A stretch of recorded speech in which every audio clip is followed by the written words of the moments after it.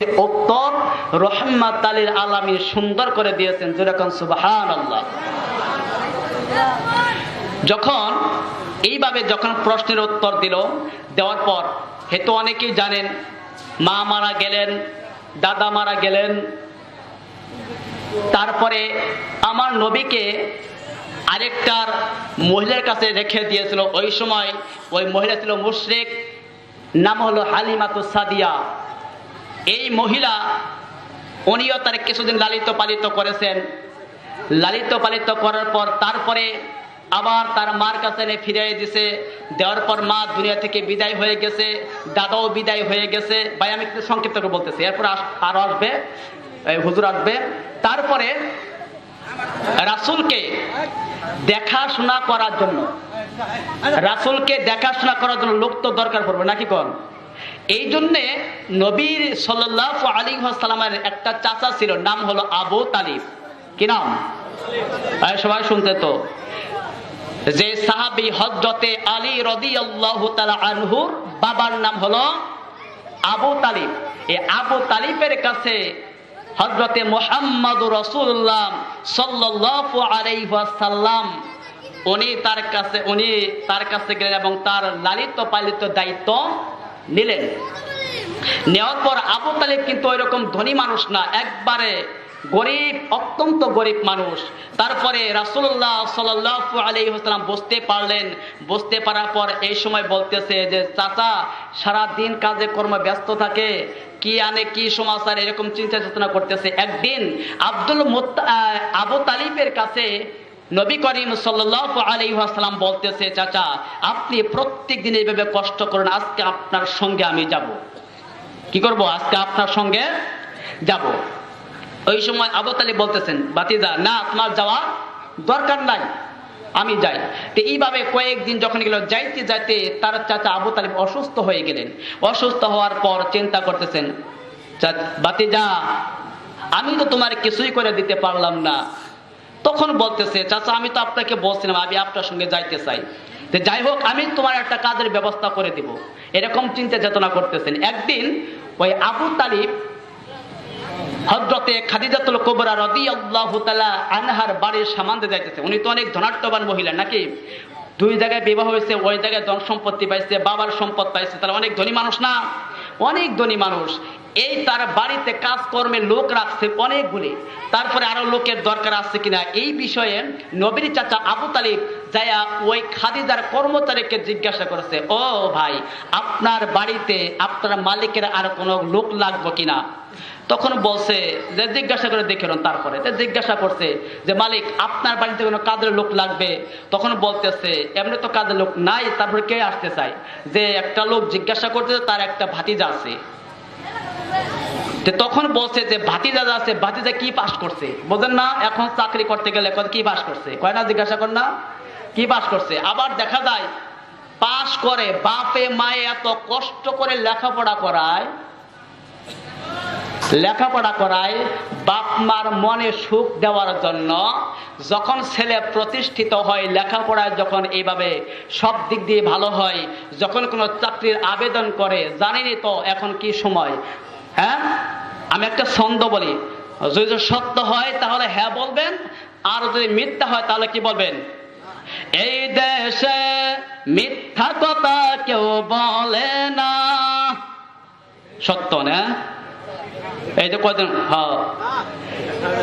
একটু জ্ঞান দাস সচ্ছল করে বলেন, এই দেশে মিথ্যা কথা কেউ বলে না, ঠিক না? তবে মিথ্যা ছাড়া মামলা মুকদ্দমা চলে না, জোরে কোন কথা ঠিক কিনা? তো এইরকম ভাবে বাপ মা ছেলেকে লেখাপড়া করায়। আর দেখেন কি সুন্দর একটা প্রচলন আসছে, যে প্রচলনটা ছিল আইয়ামে জাহেলিয়াতে। কোন সময়? আইয়ামে জাহেলিয়াত, অন্ধকার যুগ। আমার শ্রদ্ধেয় হুজুর বসে আছেন। আইয়ামে জাহেলিয়াত, বর্বরতা, অন্ধকার যুগ। এই যুগে এই লেনদেনগুলি প্রচলন ছিল। সেই প্রচলনগুলি এখন এই বাংলাদেশের মধ্যে এরকম প্রচলন হয়েছে। চাকরি নিতে গেলে ঘুষ দেন আগে, ঠিক না ব্যাটি? চাকরি নিতে গেলে ঘুষ ছাড়া চাকরি হয় না। আপনি যতই পাস করেন তারপরে কি তল দেখে মারিয়ে দেবেন না, হয়ে যাবে? আছে কি নাই? আছে কি নাই? আল্লাহ তাআলা বলেন, বা একটু কোরআন আয়াত বলি, আসলে মাহফিলে কোরআনের কথা না বললে কিন্তু মজা হয় না। রাগ করতেছেন?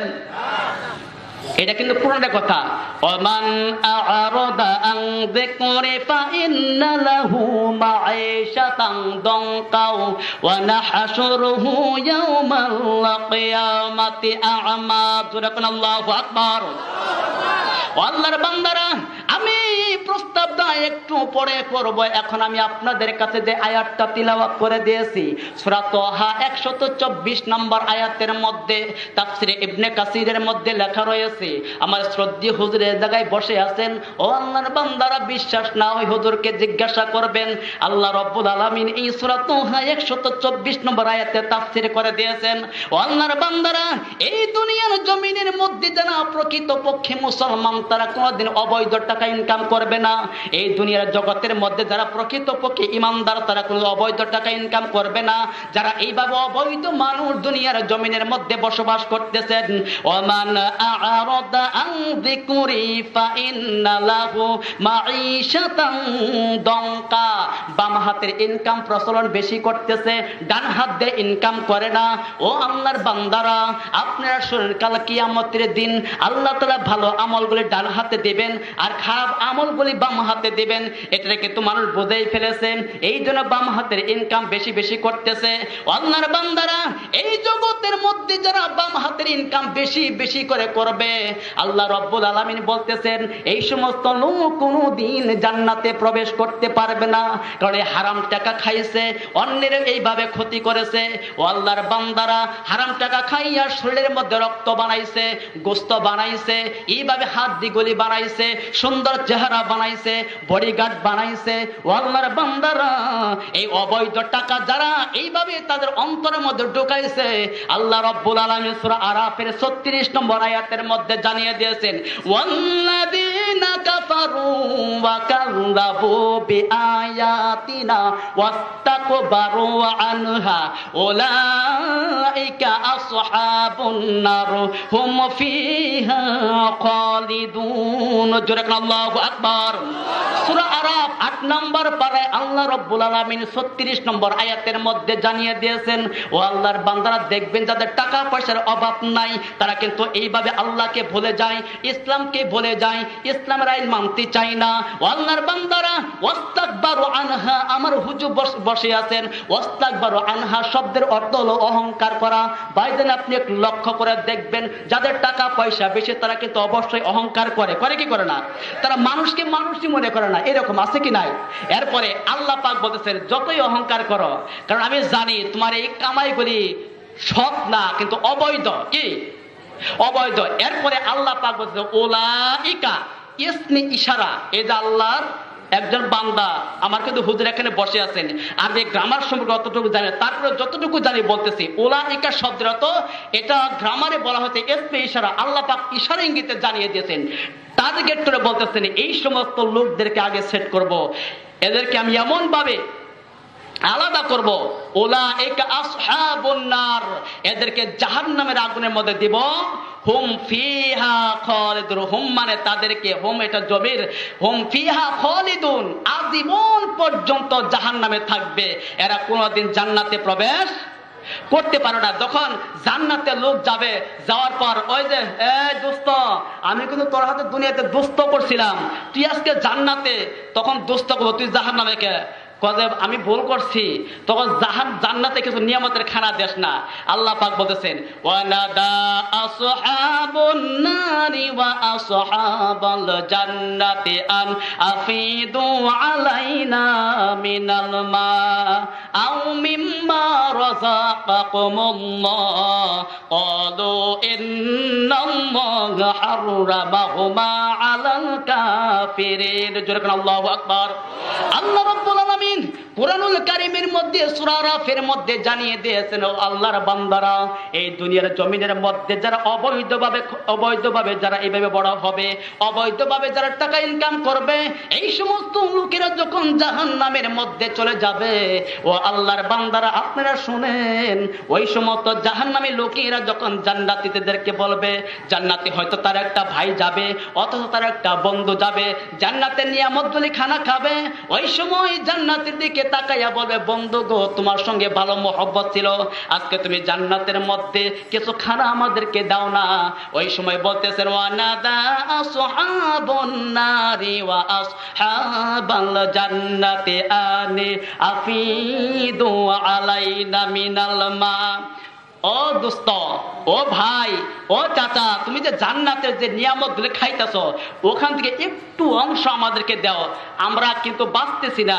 তখন আল্লাহ তাদেরকে শিখিয়ে দেবো, তাদেরকে কি করো, ধিক্কার দিয়ে বলো, ক্বালু ইন্নাল্লাহা হারামাহুমা আলাল কাফিরিন। এ বেঈমান, তোর জন্য ধিক্কার, তুই দুনিয়ার জমে টাকার জন্য অহংকার করেছিলে, তুই মানুষকে মানুষ মনে করস নাই। ও আল্লাহর বান্দারা শুনেন শুনেন, ওই জান্নাতের লোকেরা বলবেন, ইন্নাল্লাহা হারামাহুমা আলাল কাফিরিন। এ বেঈমান, এ নাদান, এ জাহান্নামের গাদ্দার, তুমি শোনো, আল্লাহ রাব্বুল আলামিন জান্নাতের নিয়ামতগুলি একমাত্র জান্নাতের লোকদেরকে খাওয়াবে। এই জান্নাতের নিয়ামতের খানাগুলো তোদের মতন কাফের যারা, তাদের জন্য আল্লাহ রাব্বুল আলামিন হারাম করে দিয়েছে। জোরে কোন নাউযুবিল্লাহ। এখন তাহলে আমরা মুসলমান, ঠিক না? আমরা ইমানদার, ঠিক না? ইমানদার হয়ে দুনিয়াতে আল্লাহ পাক যতদিন পর্যন্ত চাই অতদিন আমরা বেঁচে থাকতে ইচ্ছে করি, নাকি কোন? আমরা সবাই কোরআনের আয়াত অনুযায়ী চলবো। ভাই, আজকে আসলে সেই নবী করিম সাল্লাল্লাহু আলাইহি ওয়াসাল্লামের জন্ম বার্ষিকী উপলক্ষে আলোচনা, এই জন্য আমি কোরআন থেকে তাফসীর করতে পারতেছি না, একটুলা বললাম, রাগ করলেন? রাগ করলেন? এটা আমার কথা না, আল্লাহ কোরআনের মধ্যে বসে, আমার হুজুর বসে আছেন। তো যাই হোক, যখন আবু তালিব এইভাবে যখন ওই যে আপনার এই সিরিয়ায় খাদিজার বাড়িতে ওই কর্মচারীকে বললেন, বলার পর তখন বলতেছে, বইল তো যে লোকটা আসছে, যে লোকে এই জায়গায় চাকরি দিতে চায়, মানে আমার বাড়িতে দিতে চায়, ওনার সার্টিফিকেট কি? দেখছেন কি প্রশ্ন করছে, আমার নবীর সার্টিফিকেট কি? আল্লাহ পাক বলছেন, যে নবীকে সৃষ্টি না করলে দুনিয়াতে কোনো কিছুই সৃষ্টি হতো না। লাউ লাকা লামা খলাকতুল আফলাক। যেই নবীকে সৃষ্টি না করলে দুনিয়াতে কিছুই, এই কথা শুনতেছেন নাকি? যেই নবীকে সৃষ্টি না করলে দুনিয়াতে কিছুই, এই নবীর সার্টিফিকেট আছে কে? খাদিজাতুল কুবরা রাদিয়াল্লাহু তাআলা আনহা। এখন খাদিজা তো জানে না যে উনি কি নবী। এখন এইভাবে চিন্তা করলো, চিন্তা করার পর আমার নবী বলতেছেন, চাচা, আজকে আপনি যেই উদ্দেশ্যে